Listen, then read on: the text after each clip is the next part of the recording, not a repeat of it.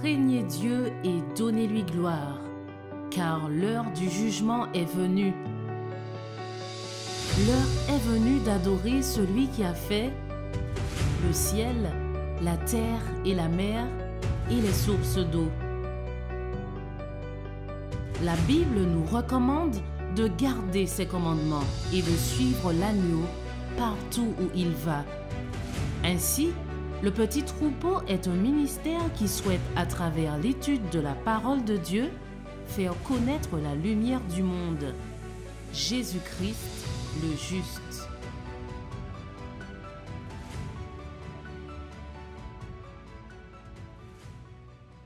Bonjour, bonjour à tous, que Dieu vous bénisse. J'espère que vous passez un bon et un agréable sabbat sous le regard du Seigneur Jésus. En tout cas, je remercie le Seigneur d'être parmi vous afin de pouvoir partager sa parole, chose qui est bénéfique pour nous en ces temps de la fin, que cela puisse s'imprégner dans notre esprit pour les choses qui sont devant nous. Nous allons aborder un point en ce jour béni de sabbat qui s'intitule « La puissance de la prière en temps de crise ». Et c'est un point que nous allons aborder aujourd'hui parce que, comme vous pouvez le voir, tout ce qui se dessine devant nous, c'est vraiment, pour beaucoup, une crise plus proche que l'on peut l'imaginer. Et notamment, il faut savoir que, notamment ce qui se passe aux États-Unis, avec ce que Donald Trump a mis en place concernant le fait de renvoyer les sans-papiers dans leur pays, eh bien cela crée beaucoup d'angoisse, beaucoup de difficultés pour beaucoup.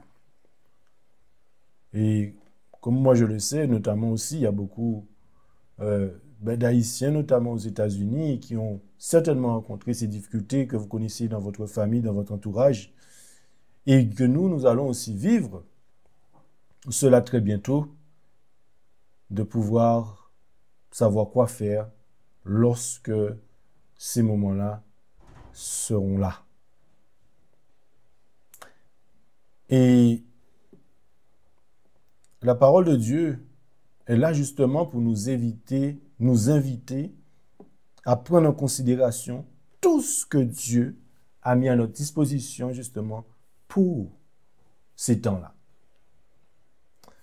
Juste avant de commencer, je vous invite à prier avec moi pour que Dieu justement puisse nous permettre d'être saisis, de nous saisir de sa parole. Prions.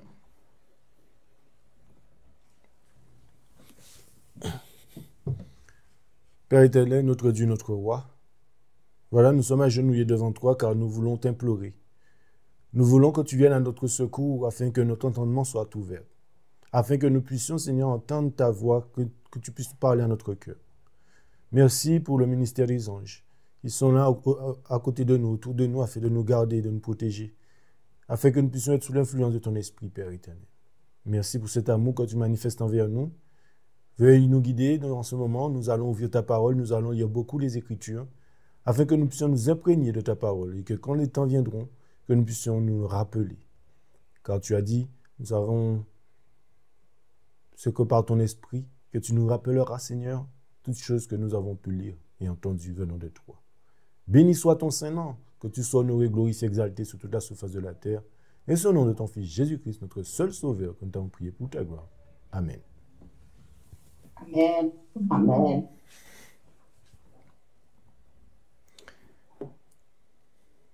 Je pense que vous connaissez ce passage des Écritures dans le psaume 50. Psaume 50, au verset 15, il nous est dit « Invoque-moi au jour de la détresse, je te délivrerai et tu me glorifieras. » Qu'est-ce que Dieu nous demande? Qu'est-ce que Dieu nous dit à travers sa parole? Que lorsque nous serons, ou lorsque nous sommes dans une situation de détresse, si nous croyons aux Écritures, la parole de Dieu nous dit qu'il nous délivrera. C'est ce qui est marqué dans sa parole. Si nous invoquons le nom de l'Éternel, lorsque nous sommes face à une difficulté, la promesse est faite, il nous délivrera. Et son nom sera glorifié. C'est important, les amis, d'avoir ça en tête. Et nous allons le voir plus tard, cette notion de foi qui réside dans les promesses de l'Éternel. Dans The Sing of the Time, le 26 juillet 1905, dès qu'ils sont dans l'urgence ou la nécessité, hommes et femmes peuvent recevoir la grâce et la puissance divine sans que ne diminue l'aide de Dieu. Chers frères et sœurs, dès qu'ils sont dans l'urgence ou la nécessité, hommes et femmes peuvent recevoir la grâce et la puissance divine sans que ne diminue l'aide de Dieu. Dieu est constamment avec nous dans nos situations. Nous ne sommes pas délaissés, mes frères et sœurs. Et nous allons voir dans la parole de Dieu, à travers les Écritures, des hommes, des femmes qui ont été dans une situation de détresse, dans une situation compliquée. Et nous allons voir comment ils ont dû agir. Et le fait qu'ils ont agi, nous allons aussi voir les résultats. Vous connaissez cette bataille contre les Philistins.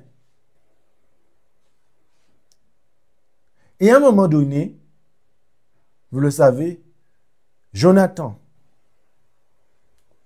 a dû intervenir. Mais comment?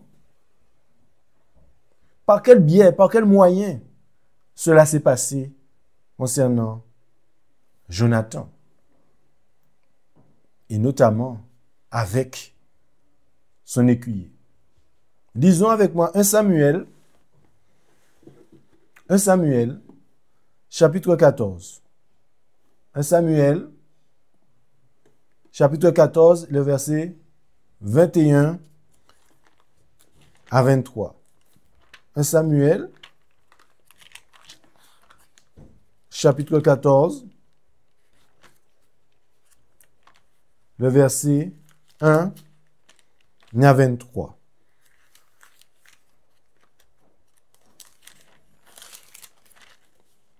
Il nous est dit, « Or, il arriva un jour que Jonathan, fils de Saül, dit au jeune homme qui portait ses armes, « Viens, et passons vers le poste des Philistins, qui est de l'autre côté. » Mais il ne le dit point à son père. Et Saül se tenait à l'extrémité de Gibéa, sous un grenadier, qui était à Migron. Et le peuple qui était avec lui formait environ 600 hommes. Verset 3. Et Achija, fils d'Achitud, frère d'Écabor, fils de Phiné, fils d'Élie, sacrificateur de l'Éternel, à Silo, portait l'éphod. Le peuple ne savait point que Jonathan s'en fût allé. Or, entre les passages par lesquels Jonathan cherchait à passer jusqu'au poste des Philistins, il y avait une dent de rocher d'un côté et une dent de rocher de l'autre, et l'une s'appelait Botsé et l'autre Séné. L'une de ces dents est au nord vis-à-vis de Micmash, et l'autre au midi vis-à-vis de Giba. Et Jonathan dit au jeune homme qui portait ses armes, « Viens, passons vers le poste de ces circoncis. Peut-être que l'Éternel agira pour nous, car rien n'empêche l'Éternel de délivrer avec beaucoup de gens ou avec peu. Et celui qui portait ses armes lui dit, fais tout ce que tu as au cœur. Vas-y, j'irai avec toi et tu voudras, où tu voudras. Et Jonathan, verset 8, lui dit, voici, nous allons passer vers ces hommes et nous nous montrerons à eux. S'ils nous disent, attendez jusqu'à ce que nous soyons venus à vous, alors nous demeurerons à notre place et nous ne monterons point vers eux. Mais s'ils disent, montez vers nous, alors nous monterons car l'Éternel les aura livrés entre nos mains, que cela nous serve de signe. Ils se montrèrent donc tous deux au poste des Philistins, et les Philistins dirent, voilà les Hébreux qui sortent des antres et où ils s'étaient cachés.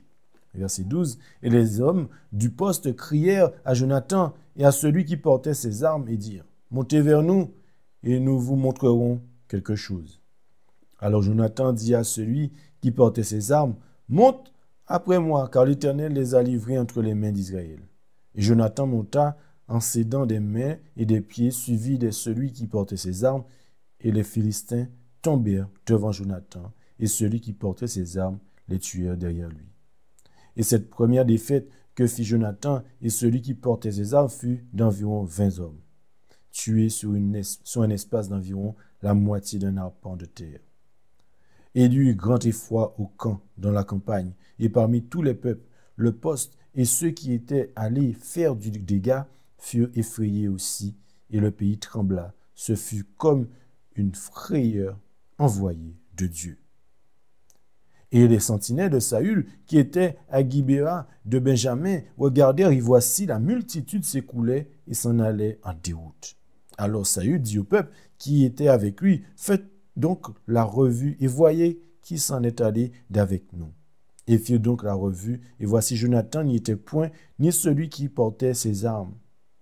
Et Saül dit à Achija, fais approcher l'arche de Dieu, car l'arche de Dieu était ce jour-là avec les enfants d'Israël. Mais il arriva pendant que Saül parlait au sacrificateur que le tumulte qui était au camp des Philistins allait croissant de plus en plus. Et Saül dit au sacrificateur, retire ta main. Et Saül et tout le peuple qui était avec lui furent assemblés à grands cris. Et ils vinrent jusqu'au lieu du combat. Et voici les Philistins avaient l'épée tirée les uns contre les autres. C'était un désordre extrême.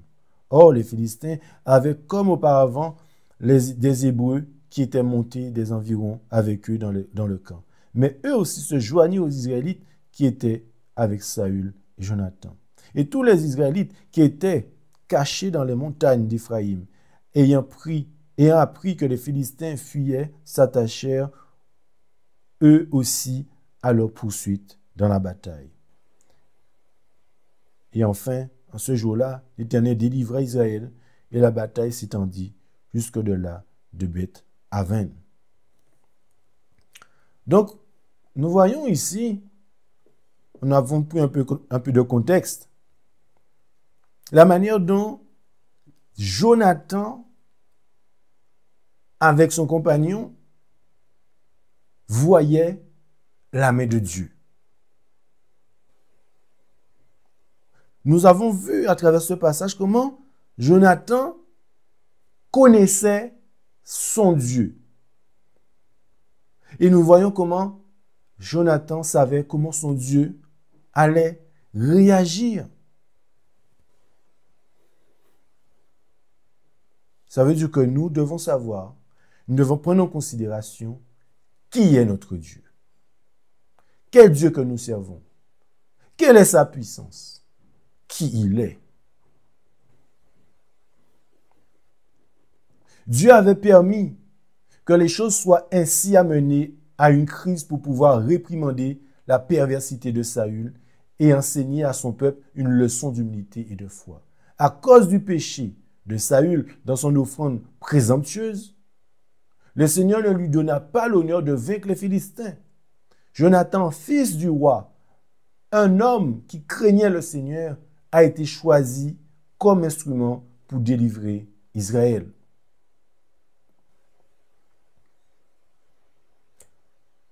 L'écuyer, homme de foi et de prière, ayant épousé son dessein, ils quittèrent secrètement le camp de peur qu'on ne s'opposât à leur projet. Après avoir dressé une ardente prière aux gardiens de leur père, ils s'entendirent sur un signe qui devait leur révéler ses directives. Jonathan et son compagnon, secondés et protégés par les anges de Dieu, se jetèrent sur les hommes du poste qui tombèrent devant eux. À ce moment, un tremblement de terre fit entendre un bruit ressemblant à une multitude de cavaliers et de chariots qui approchaient. Les Philistins comprirent que Dieu opérait en faveur d'Israël. La panique envahit tout le camp, prenant dans leur affolement leurs propres soldats pour des ennemis. Les Philistins se mirent à s'égorger les uns les autres. C'est important, chers frères et sœurs, de savoir à qui nous avons affaire. C'est important pour nous. Et nous l'avons vu et nous l'avons compris. On va le relire pour qu'on puisse s'imprégner comment Jonathan, face à cette situation vis-à-vis des Philistins, comment Dieu était son ami. Nous devons relire cela.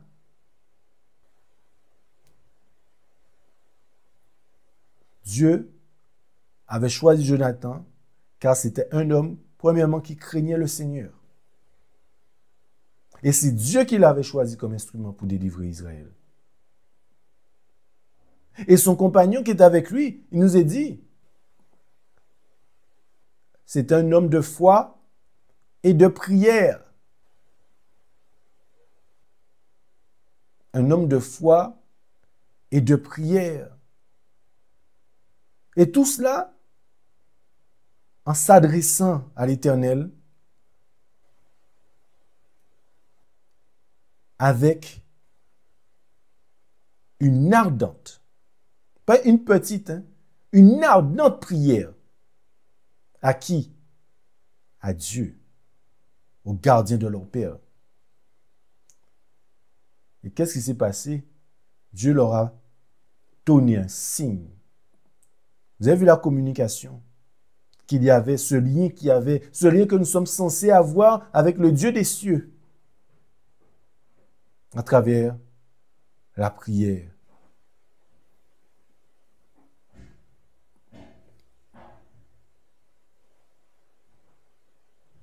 Vous connaissez aussi, et vous comprenez, les amis, qu'à travers l'épreuve, la prière est une nécessité et non une option. Nous devons maintenant exercer une foi à travers la prière, en pratiquant la prière ardente.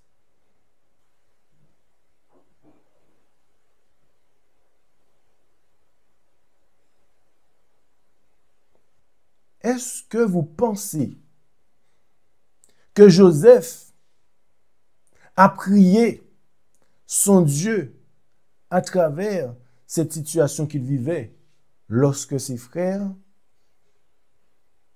ont voulu le tuer? Lorsque ses frères l'ont vendu, les amis. On va lire encore un peu de contexte.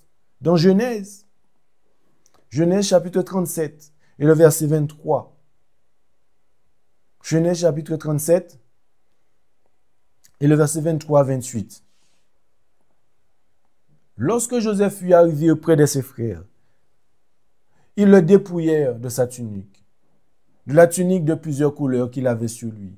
Ils le prirent et le jetèrent dans la citerne. Cette citerne était vide, il n'y avait point d'eau. Ils s'assirent ensuite pour manger.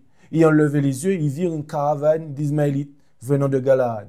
Leurs chameaux étaient chargés d'aromates de baume de myrrhe et qu'ils transportaient en Égypte. Alors Juda dit à ses frères, « Que gagnerons-nous à tuer notre frère et à cacher son sang? Venez, vendons-le aux Ismaélites et ne mettons pas la main sur lui, car il est notre frère, notre chair. » Et ses frères l'écoutèrent.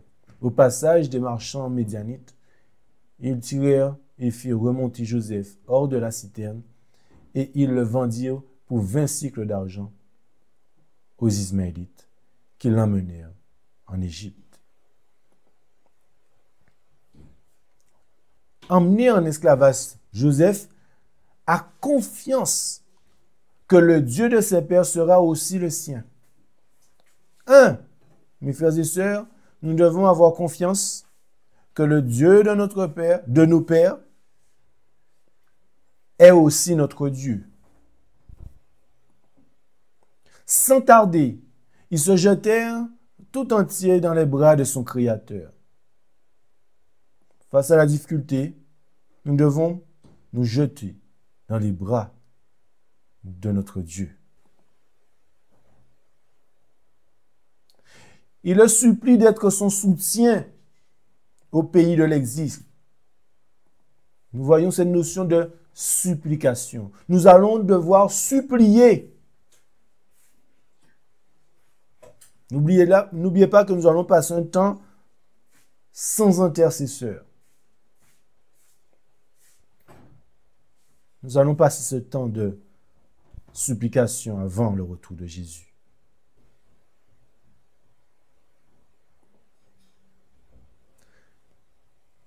De toute son âme, vibrante d'une sainte émotion, il prend d'héroïques résolutions. En toutes circonstances, je répète, en toutes circonstances, il agira comme il convient à un sujet du roi des rois. Il le servira de tout son cœur. Il affrontera les plus amères épreuves avec courage et il sera fidèle dans tous ses devoirs. En quelques heures, les amis, il a appris ce que des années n'auraient pu lui enseigner autrement. Les événements d'un seul jour l'ont transformé. D'un enfant gâté, le malheur a fait de lui un homme réfléchi, vaillant et maître de soi. Car notre Joseph, qui est un type de Jésus. Jésus avait confiance dans le Père, les amis. Joseph nous démontre qu'il avait confiance dans le Dieu de ses pères. Et que nous devons avoir confiance en notre Dieu.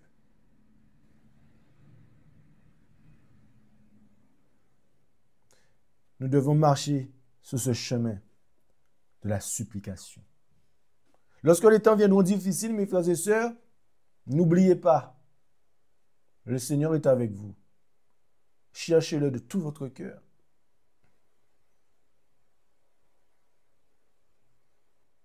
Parce que quand Dieu,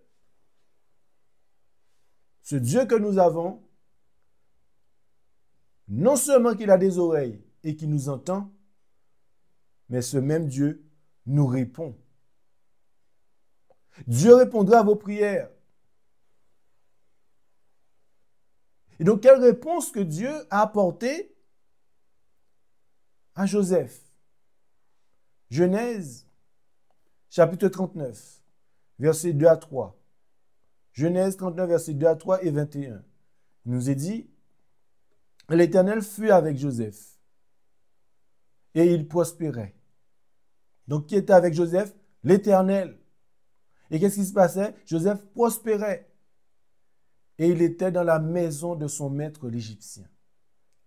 Et son maître vit que l'Éternel était avec lui. Et que l'Éternel faisait prospérer entre ses mains tout ce qu'il faisait. Mais l'Éternel fut avec Joseph et il entendit sa bonté sur lui. Et il fit trouver grâce aux yeux du commandant de la forteresse.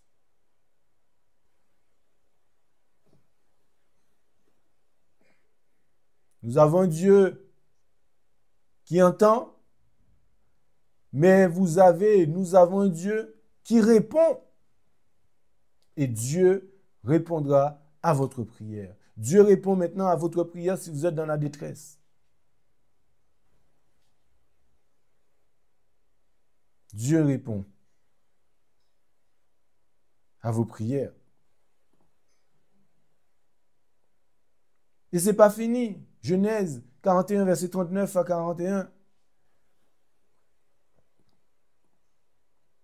Il nous est dit, et Pharaon dit à Joseph, puisque Dieu t'a fait connaître tout ceci, nul n'est entendu ni sage autant que toi. C'est toi qui seras sur ma maison, et tout mon peuple obéira à ta bouche. Je serai seulement plus grand que toi par le trône. Puis Pharaon dit à Joseph, regarde, je t'établis sur tout le pays d'Égypte. Chers frères et sœurs, est-ce que Dieu répond aux prières? Amen. Oui, Dieu répondra à vos prières dans la détresse. Lorsque vous vivez quelque chose, ou peut-être vous ne voyez pas l'issue, mais Dieu connaît l'issue pour vous. Alléluia. Dieu a déjà pourvu l'issue pour vous. Dieu souhaite juste que vous ayez foi en lui, qu'il y ait une communication avec lui. C'est à travers les épreuves, les amis. On grandit. Oui, on grandit à travers les épreuves, les amis.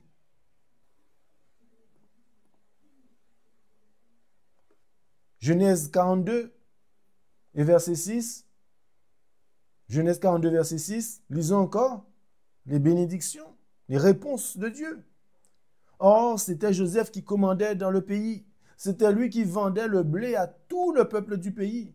Les frères de Joseph virent donc et se prosternèrent devant lui, la face contre terre. Est-ce que Dieu, lorsqu'il répond à nos prières, est-ce qu'il peut nous donner au-delà de ce que nous espérons? Oui, alléluia, amen.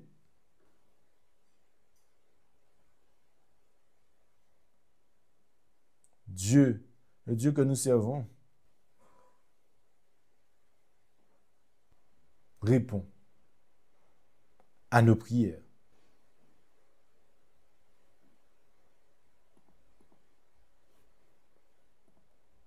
La religion de Joseph lui permit de conserver un caractère doux et une chaude et forte sympathie pour l'humanité en dépit de toutes ces épreuves.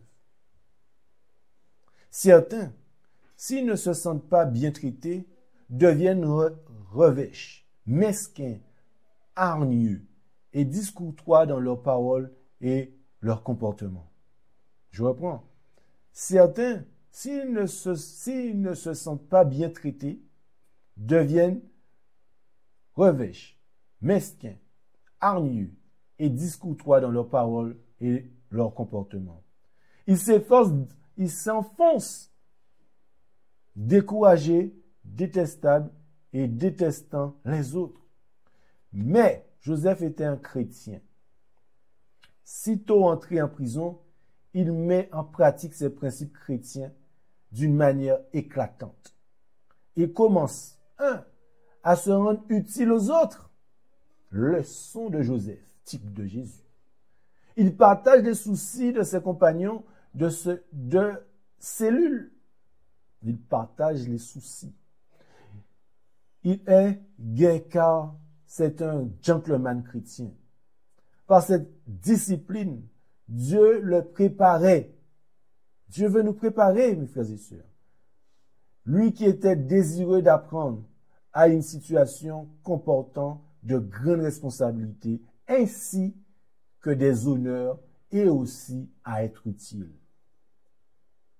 Dieu veut faire cela de nous. Il a appris avec gentillesse les leçons que le Seigneur voulut lui enseigner. Est-ce que nous acceptons ces leçons? Il a appris dans sa jeunesse à porter le joug, à gouverner, en apprenant tout d'abord lui-même l'obéissance. Est-ce que Jésus aussi a appris l'obéissance? Oui. Il s'humilia et le Seigneur l'éleva à un honneur tout particulier. Est-ce que Dieu répond aux prières de ses enfants dans la détresse? Comment devons réagir et faire face à la détresse? Devons-nous murmurer ou est-ce que nous devons croire que le Dieu de nos pères répondra de la même manière qu'il a répondu à Joseph?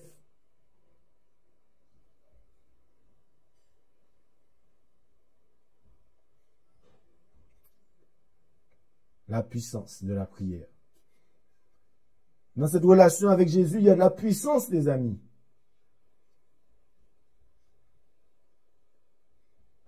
Grandir au travers de l'épreuve. L'épreuve nous permet de grandir.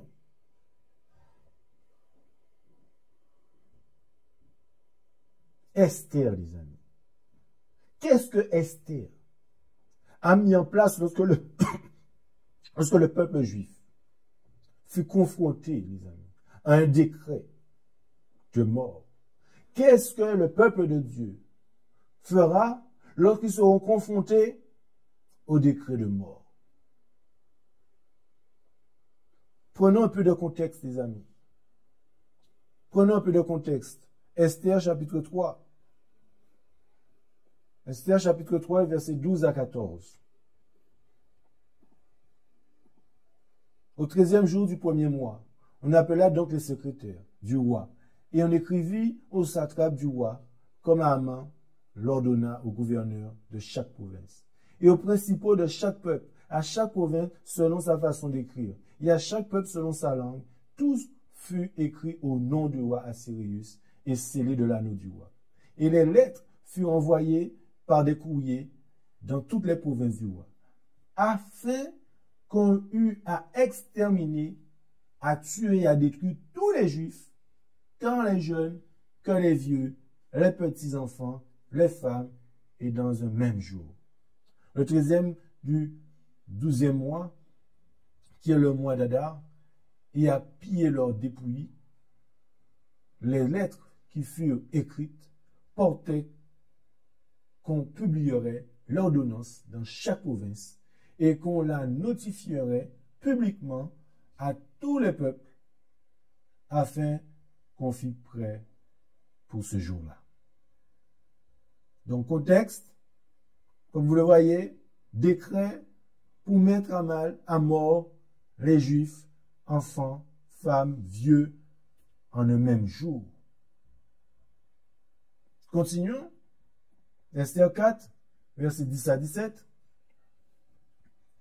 Il nous est dit, et Esther dit à Tlak, et lui commanda de dire à Mardochée, tous les serviteurs du roi et le peuple des provinces du roi savent que c'est une loi, la même pour tous, que quiconque, homme ou femme, entre chez le roi, dans la cour intérieure, sans y être appelé, est mis à mort. Il n'y a que celui à qui le roi tend le sceptre d'or qui puisse vivre, et moi, je n'ai point été appelé pour entrer chez le roi depuis 30 jours. On rapporta donc les paroles d'Esther à Mardochée, verset 13, et Mardochée dit qu'on fit à Esther cette réponse. Ne pense pas que tu échapperas seul d'entre tous les Juifs parce que tu es dans la maison du roi. Verset 14. Car si tu te tais en ce temps-ci, les Juifs respireront et seront délivrés par quelque autre moyen. Mais toi et ta maison de ton père, vous périrez. Et qui sait si tu n'es point parvenu à la royauté pour un temps comme celui-ci? Alors Esther dit qu'on fit cette réponse à Mardochée. Verset 16. Va, assemble tous les Juifs qui se trouvent à Suse. 1. Rassemblez. 2.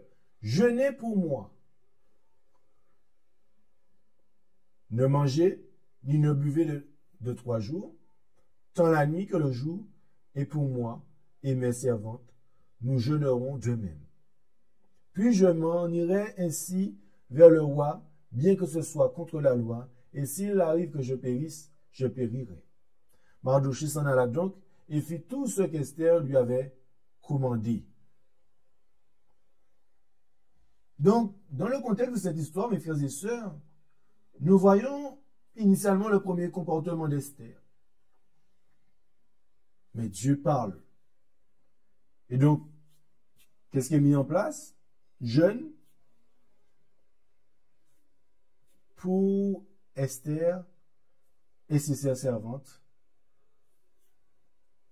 pour pouvoir aller vers le roi.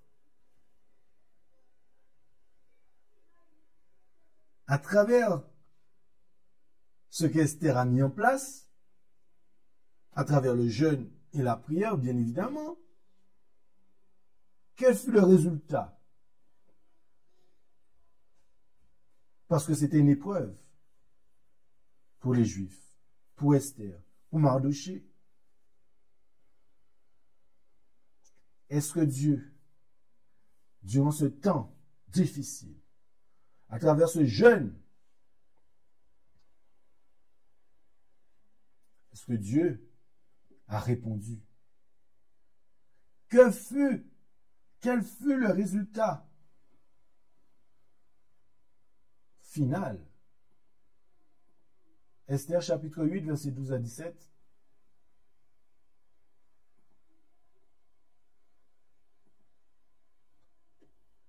Et cela en un même jour, dans toutes les provinces du roi Cyrus, au 13e jour du 12e mois, qui est le mois d'Adar.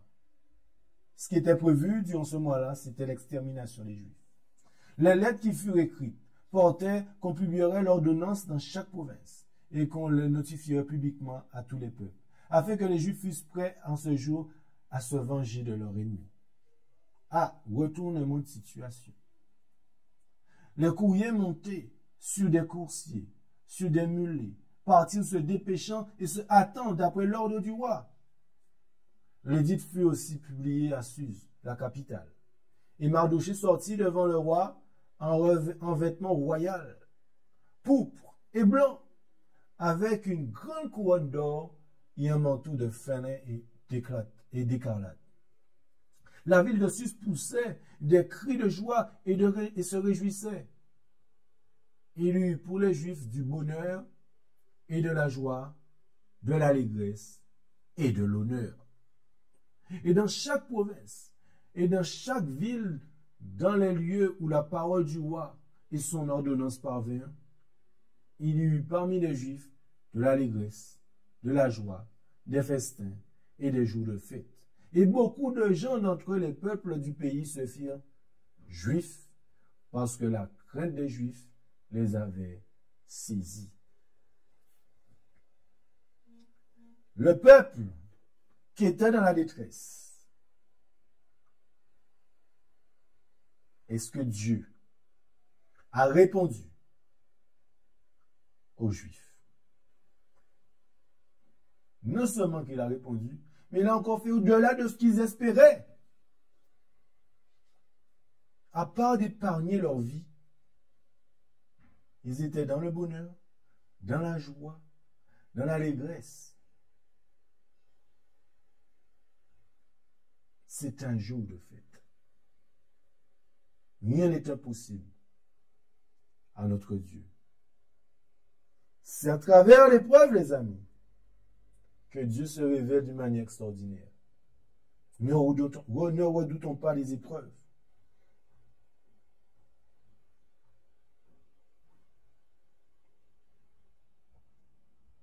Vous avez aussi entendu parler de l'histoire de Josaphat. Quelle crise sérieuse, mes amis. Mis Juda en danger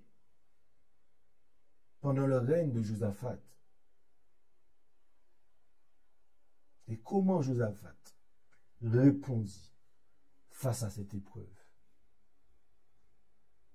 2 Chroniques 20, versets 1 à 13. Prenez vos Bibles. 2 Chroniques 20, versets 1 à 13. Il arriva après cela que les enfants de Moab et les enfants d'Ammon, car avec eux il y avait des Ammonites, vinrent contre Josaphat pour lui faire la guerre. On vit donc le rapporter à Josaphat en disant, il vient contre toi une grande multitude d'au-delà de la mer, de Syrie, et les voici à Satson Tamar, qui est en Guédi. Donc face à l'épreuve, face à l'anxiété, alors Josaphat craignit et se disposa à rechercher quoi? Lorsque nous sommes dans la crainte, nous devons rechercher l'Éternel, comme Josaphat, les amis. Il publia un jeûne pour tout Juda. Judas s'assembla donc pour demander du secours à l'Éternel. Nous devons demander du secours à l'Éternel. On vint même de toutes les villes de Juda pour chercher l'Éternel. Chercher l'Éternel. Et Josaphat se tint debout dans l'assemblée de Juda et de Jérusalem dans la maison de l'Éternel devant le nouveau parvis. Et il dit, Éternel, Dieu de nos pères, n'es-tu pas Dieu dans les cieux? Et n'est-ce pas toi qui domines sur tous les royaumes des nations? Et n'as-tu pas en ta main la force et la puissance, en sorte que nul ne peut te résister? N'est-ce pas toi, ô notre Dieu, qui a dépossédé les habitants de ce pays devant ton peuple d'Israël, et qui les a donnés pour toujours à la postérité d'Abraham, qui t'aimait? Ils l'ont habité, et ils ont bâti un sanctuaire pour ton nom en disant, s'il nous arrive quelque mal, l'épée, le jugement, la peste ou la famine, nous nous tiendrons devant cette maison et en ta présence, car ton nom est en cette maison, et nous crierons à toi dans notre détresse, et tu exauceras et tu délivreras. Maintenant, voici les enfants d'Ammon et de Moab et ceux de la montagne de Syrie, chez lesquels tu ne permis pas à Israël d'entrer, quand il venait du pays d'Égypte, car il se détourna d'eux et ne les détruisit pas. Les voici qui nous en récompense en venant nous chasser de ton héritage, dont tu nous as donné la possession. Ô notre Dieu, ne les jugeras-tu pas? Car il n'y a point de force en nous devant cette grande multitude qui vient contre nous, et nous ne savons que faire. Mais nos yeux sont sur toi. Or, tout Juda se tenait devant l'Éternel, même avec leurs familles, leurs femmes et leurs enfants. Oui, chers frères et sœurs, vous le voyez comme moi-même, face à cette situation, Josaphat et tout Juda ont été chercher l'Éternel. Cherchons l'Éternel lorsque nous sommes en difficulté, lorsque nous sommes malades, lorsque nos enfants ont des problèmes, lorsque nos familles, nos voisins. Cherchons l'Éternel. Cherchons l'Éternel comme Josaphat. Si on cherche l'Éternel, le Dieu que nous servons, il a des oreilles, il entend, mais il a une bouche, et il répond.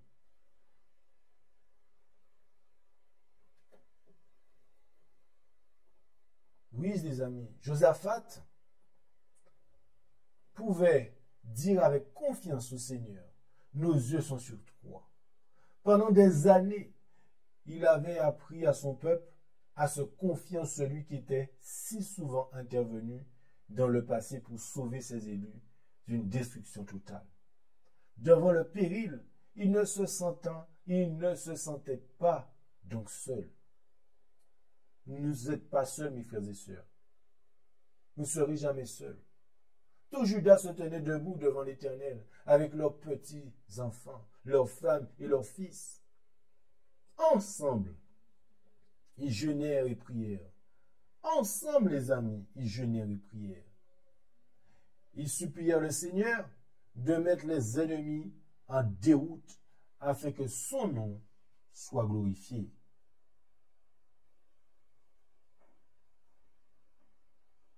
Oui, mes frères et sœurs, nous devons avoir confiance dans le Seigneur, comme Josaphat. Même si vous êtes dans la détresse, levez les yeux en haut et cherchez l'Éternel. Si on cherche l'Éternel, la parole de Dieu nous dit, il répondra. Alléluia.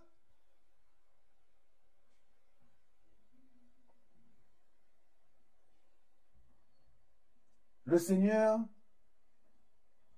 nous fait des promesses. Le Seigneur nous a fait des promesses. Nous ne devons pas oublier ces promesses. Nous ne devons pas oublier ces promesses. Qu'est-ce que Dieu a promis par le prophète Jasaxiel? Dans 2 Chroniques 20, versets 14 à 17.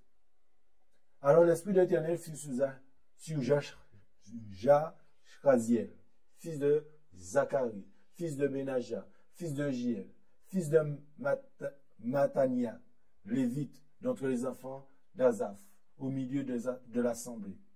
Et il dit, vous, tout Juda et habitants de Jérusalem, et toi, roi Josaphat, soyez attentifs.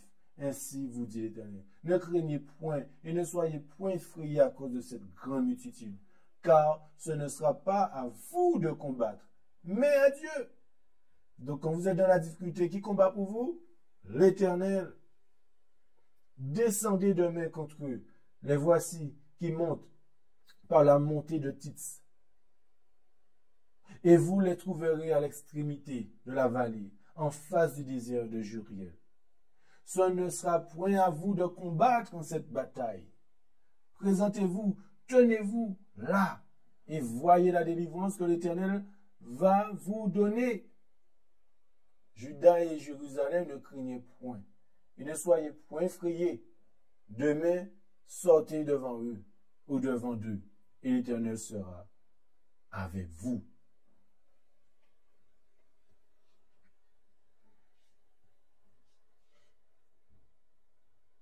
Comment, les amis, cette promesse fut-elle remplie d'une merveilleuse manière? 2 Chroniques 20, verset 30. Il nous est dit, puis, le matin, ils se levèrent de bonne heure et sortirent vers le désert de Tekoa. Et comme ils sortaient, Josaphat se tint là et lui dit, Juda et vous, habitants de Jérusalem, écoutez-moi, croyez en l'Éternel votre Dieu et vous serez en sûreté. Croyez en ses prophètes et vous réussirez. Puis, ayant délibéré avec le peuple, il établit des chantres de l'Éternel, qui célébraient sa sainte magnificence. Il marchait devant l'armée, il disait, louez l'Éternel, car sa miséricorde demeurera toujours. Verset 22. Et au moment où ils commencèrent le chant et la louange, l'Éternel mit des embuscades contre les enfants d'Ammon et de Moab et ceux de la montagne de Séiri qui venaient contre Juda et firent battus.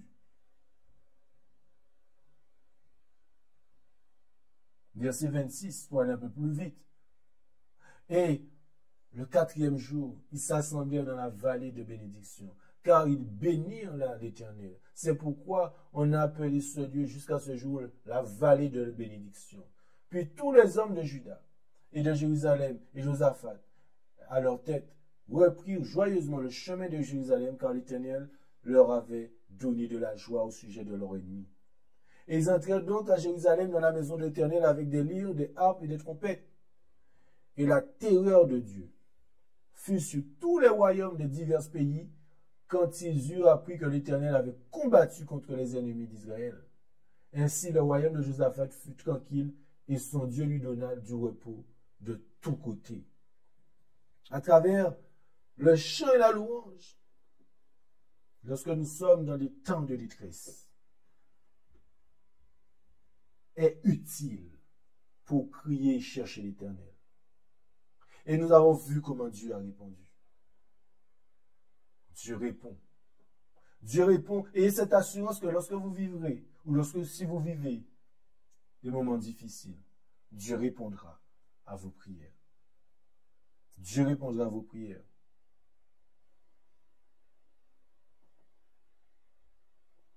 Quelle étrange façon d'affronter une armée ennemie. Des chants de louange pour glorifier le Dieu d'Israël, c'était le cri de guerre de ces hommes de foi. Ils possédaient la sainte magnificence. Oui, ils possédaient la sainte magnificence. Si de nos jours, on adressait davantage de louanges au Seigneur, la foi, le courage et l'espoir s'accroîtraient grandement. Je reprends.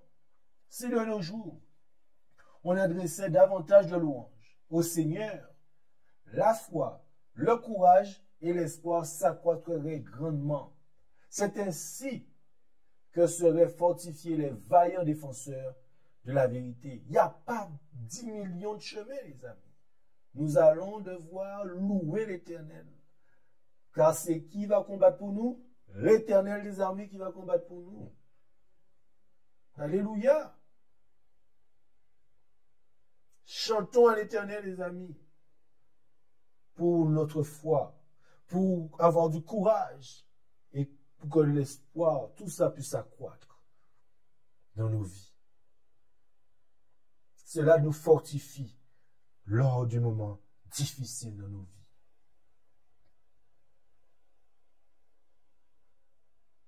Quelle promesse! Quelle promesse! C'est incroyable. Le Seigneur nous aime, les amis. Il nous en a fait beaucoup de promesses.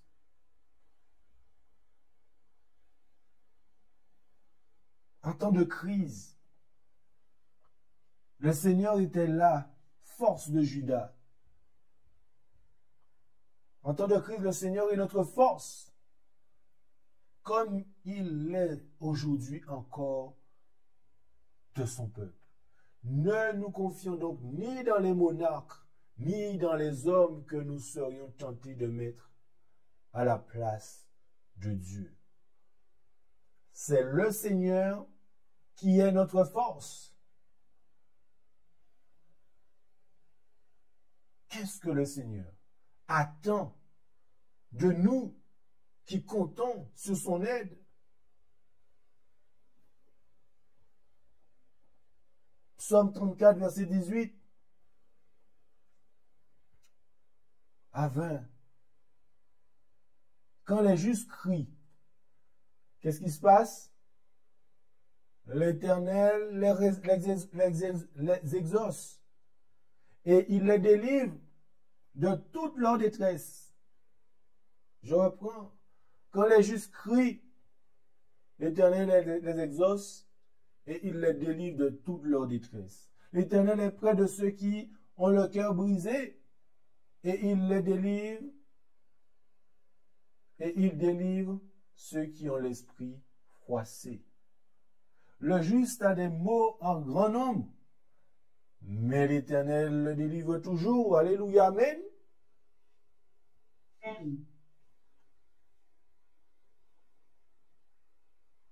Psaume 50, verset 14 à 15. Offre à Dieu le sacrifice de la louange et accomplis tes vœux envers le Très-Haut. Et invoque-moi au jour de la détresse, je te délivrerai et tu me glorifieras. Qu'est-ce que nous devons faire lorsque les temps difficiles seront devant nous? Invoquer. Est-ce qu'on sait ce que ça veut dire invoquer? Peut-être qu'on ne sait pas peut-être ce que ça veut dire invoquer. Mais la Bible nous parle d'invoquer.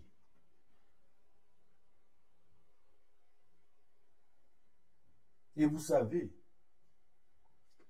il a des oreilles, mais aussi il parle. N'oublions jamais cela. N'oublions jamais cela. Notre Père Céleste a 1000 façons de nous venir en aide que nous ne connaissons pas. Ceux qui acceptent de le servir avant toute autre chose verront leur perplexité s'évanouir et s'étendre à leurs pieds un sentier bien tracé. Je reprends. Ceux qui acceptent de le servir avant toute autre chose, ok? 1.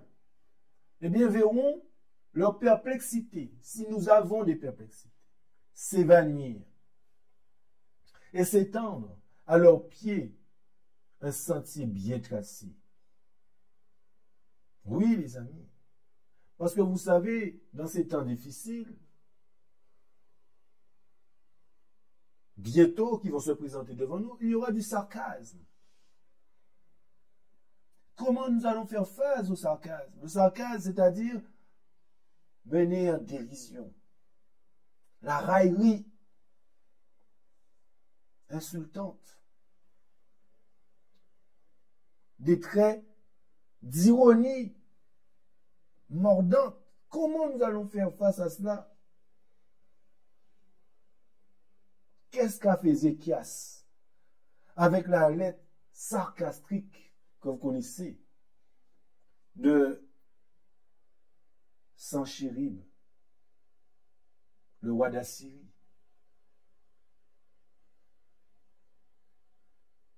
Ah, qu'est-ce qu'il a fait Ézéchias face à cette lettre de ce roi? La Bible nous parle pour nous enseigner. 2 Rois 19, versets 14 à 19. Or, quand Ézéchias eut reçu la lettre de la main des messagers et qu'il l'eut lue, il monta où? À la maison de l'Éternel. Ézéchias la déploya devant l'Éternel. Quand on a des soucis, devant l'Éternel. Puis Ézéchias fit sa prière à l'Éternel et dit, Éternel Dieu d'Israël, qui siège entre les chérubins, toi seul tu es le Dieu de tous les royaumes de la terre. C'est toi qui as fait les cieux et la terre. Éternel, incline ton oreille et écoute.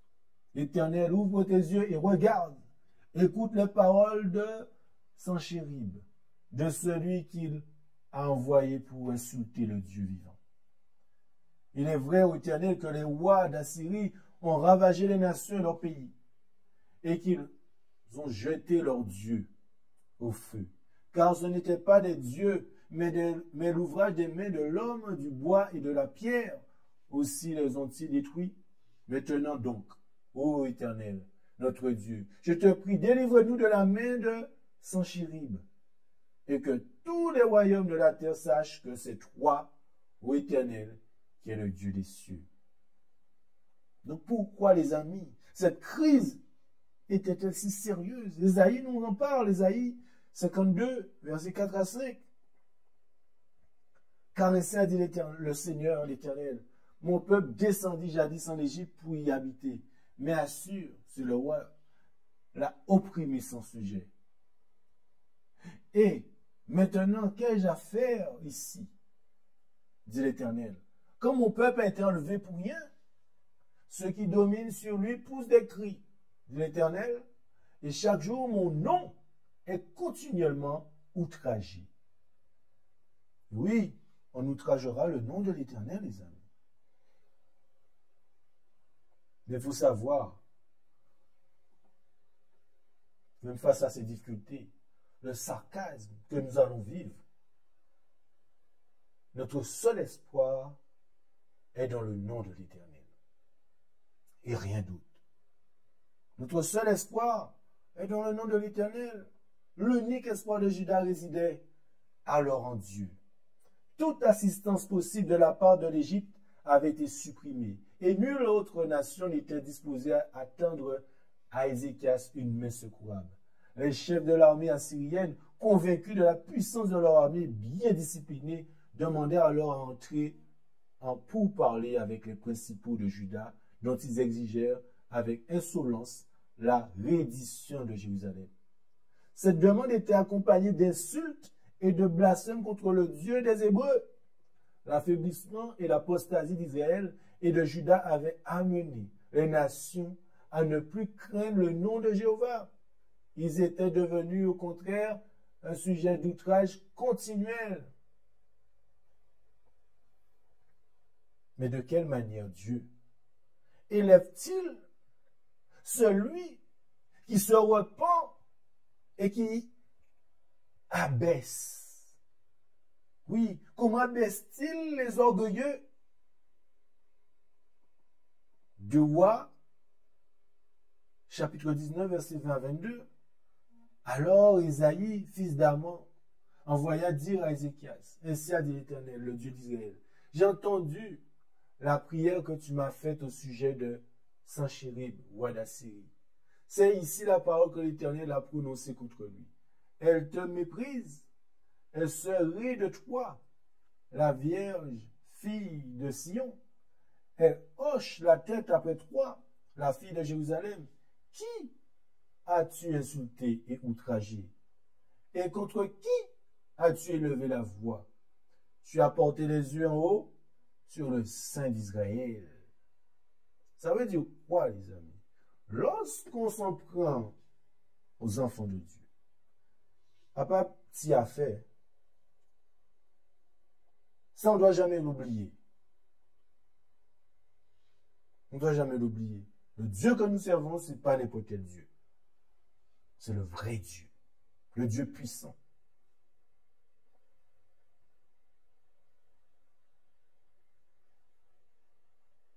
Le verset 32-37, il nous est dit, c'est pourquoi ainsi dit l'Éternel touchant le roi d'Assyrie. Il n'entrera point dans cette ville, il n'y jetera point de flèches, il ne lui présentera point de bouclier, il n'élèvera point de terrasse contre elle. Il s'en retournera par où il est venu, et il n'entrera point dans cette ville, dit l'Éternel. Et je protégerai cette ville pour la sauver à cause de moi et à cause de David, mon serviteur. Or, cette même nuit-là, un ange de l'Éternel sortit et frappa dans le camp des Assyriens 185 000 hommes. Et quand on se leva le matin, voici, c'étaient tous des corps morts. Et Sanchérib, roi des Assyriens, leva son camp, partit et s'en retourna et resta à Ninive. Et comme il était prosterné dans la maison de Nisro, son dieu, Adamalek, et Sachressé, ses fils, le frappèrent avec l'épée, puis se sauvèrent au pays d'Ararat. Et Asa Abdon, son fils, régna à sa place. Donc, on prend l'Éternel qui a joué. Le Dieu que nous servons n'est pas de la rigolade. Lorsqu'on s'en prend à l'enfant de Dieu, lorsqu'on s'en prend à son peuple, c'est pas de la rigolade. Lorsqu'on cherche l'Éternel,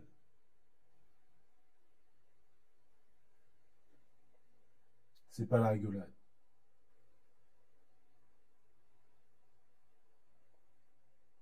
Et vous connaissez, j'aurais pu vous raconter encore l'histoire de Néhémie. Comment il fit face au bâtisseur du mur. J'aurais pu vous parler aussi de cela, les amis. Je ne vais pas être trop long. Mais il y a beaucoup de choses encore qu'on a pu apprendre à travers l'expérience de Néhémie. L'expérience de Néhémie se répète dans l'histoire du peuple de Dieu aujourd'hui. Ceux qui travaillent à la cause de la vérité s'apercevront qu'ils ne peuvent mener leur tâche à bien sans exciter la colère de ses ennemis. Bien qu'ils aient été appelés par Dieu pour l'œuvre dans laquelle ils sont engagés et que leur caractère ait été approuvé par lui, ils ne pourront échapper aux reproches et à la dérision. Ils seront dénoncés comme visionnaires, indignes de confiance, intrigants, hypocrites, accusés de tout ce que peut servir les desseins de leur ennemi. Les choses les plus sacrées seront présentées sous un jour ridicule pour amuser les incroyants. Quelques sarcasmes et un esprit trivial joints à l'envie et à la jalousie, à l'impiété et à la haine seront suffisants pour exciter les rires des moqueurs profanes. Et ces railleurs présomptueux rivaliseront d'ingéniosité et s'enhardiront les uns les autres dans leurs œuvres blasphématoires. Or, le mépris et la dérision sont pénibles à la nature humaine, mais ils doivent être supportés par tous ceux qui sont fidèles à Dieu. Nous allons devoir supporter cela. Mais nous savons que nous ne nous font pas combattre, c'est l'Éternel qui va combattre pour nous. C'est la politique de Satan de se détourner les âmes de l'œuvre que le Seigneur leur a confiée. Vous avez entendu, c'est sa politique de détourner. Oui, c'est la politique de Satan de détourner les âmes de l'œuvre que le Seigneur leur a confiée.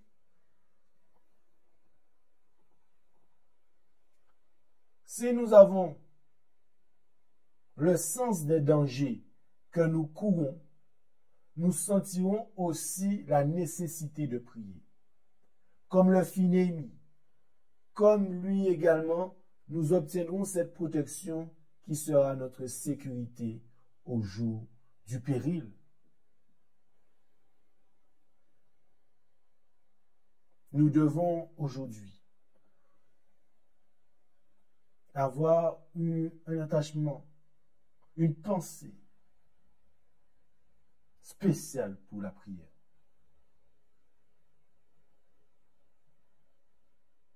Quelle prière que nous devons prononcer aujourd'hui, les amis. Et pourquoi? Psaume 119, le verset 126. Psaume 119, verset 126. Il est temps que l'Éternel opère. Ils ont aboli ta loi.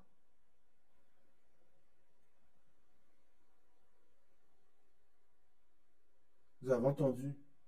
Il est temps que l'Éternel opère. Car ils ont aboli la loi de l'Éternel. Joël 2, verset 17 à 18. Que les sacrificateurs qui font le service de l'autel pleurent entre les portiques et l'autel et qui disent: Éternel, épargne ton peuple et n'expose pas ton héritage à l'opprobre, aux railleries des nations. Pourquoi dirait-on parmi les peuples: où est leur Dieu? L'Éternel a été jaloux de sa terre. Il a été ému de compassion vers son peuple. Oui, chers frères et sœurs, le monde s'est éloigné de Dieu. Et son état de dépravation devrait faire naître l'angoisse dans les cœurs et conduire tous ceux qui sont fidèles au grand roi à travailler avec ferme faveur d'une réforme. Oui, nous devons travailler en faveur d'une réforme. La puissance papale a pensé changer la loi de Dieu en instituant un faux sabbat à la place de celui de Jéhovah. Et ce faux sabbat est sanctifié par tout le monde chrétien, tandis que le véritable est foulé aux pieds. Mais le Seigneur abaissera-t-il sa loi pour satisfaire au niveau de l'homme limité? Acceptera-t-il un jour qu'il n'est revêtu d'aucune sainteté à la place de son propre sabbat qu'il a béni et sanctifié? Non, c'est à propos de la loi de Dieu qu'aura lieu le dernier grand combat de la controverse entre Christ et ses anges, d'une part, et Satan et ses anges, d'autre part. Et il sera décisif pour le monde entier. C'est l'heure de la tentation pour le peuple de Dieu. Mais Daniel le vit délivré. Chacun de ceux qui ont leur nom écrit dans le livre de vie de l'agneau. Pour terminer, c'est toujours à la dernière extrémité que le Seigneur est intervenu en faveur de son peuple, alors que sa ruine semblait ne pouvoir être évitée. Les desseins des méchants et des ennemis de l'Église sont soumis à sa puissance et à sa providence souveraine. Il peut toucher le cœur des hommes d'État, la colère des violents et de ceux qui nourrissent de mauvaises intentions, qui haïssent Dieu, sa vérité et son peuple, peut être détourné comme les eaux d'un fleuve si c'est sa volonté. La prière meut le bras du Tout-Puissant, celui qui fait graviter avec harmonie les étoiles du ciel et dont la parole contrôle les vagues du grand océan, travaillera en faveur de son peuple, s'il s'adresse à lui avec foi. Si nous nous adressons envers l'Éternel avec foi, il contiendra les forces des ténèbres jusqu'à ce que le monde ait été averti par le message et que ceux qui l'auront écouté soient préparés pour le conflit.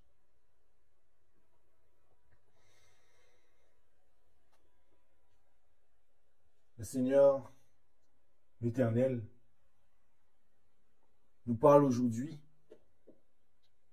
Et nous avons vu qu'en temps de crise, à travers l'histoire de Jonathan, à travers l'histoire de Joseph, à travers l'histoire de Josaphat, à travers l'histoire de Néhémie, à travers l'histoire de Judas, face au sarcasme, la parole de Dieu nous a donné des solutions. La parole de Dieu nous a rappelé que nous devons crier à l'Éternel. Nous allons devoir crier à l'Éternel. Crions dès maintenant. Que nous puissions être forts, que nous puissions être fortifiés pour les temps qui sont devant nous. Nous ne devons pas être surpris, car les enfants de Dieu ne seront pas surpris. Si nous tous ici présents qui vous m'écoutez, vous feriez partie des 144 000, sachez que nous aurons à passer un temps sans intercesseur, où notre foi sera mise à rude épreuve. N'oubliez jamais que l'Éternel combattra pour vous. L'Éternel combattra pour moi, pour notre famille, pour nos enfants. Par la foi, nous n'avons pas n'importe quel Dieu. Nous avons le Dieu des armées, l'Éternel. De la même manière qu'il a combattu pour nos pères, de même, il combattra pour nous. Et qui combat pour nous lorsque nous sommes dans la détresse. Que Dieu nous bénisse et qu'il nous rappelle ces passages, le moment venu, comment il a délivré son peuple et comment il nous délivrera chacun d'entre nous. Que Dieu nous bénisse. Je vous souhaite encore un bon et un agréable sabbat. Amen. Amen.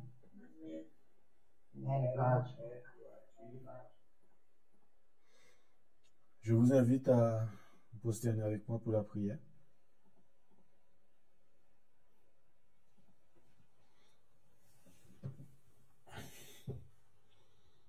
Notre Père éternel, notre Dieu, notre Roi.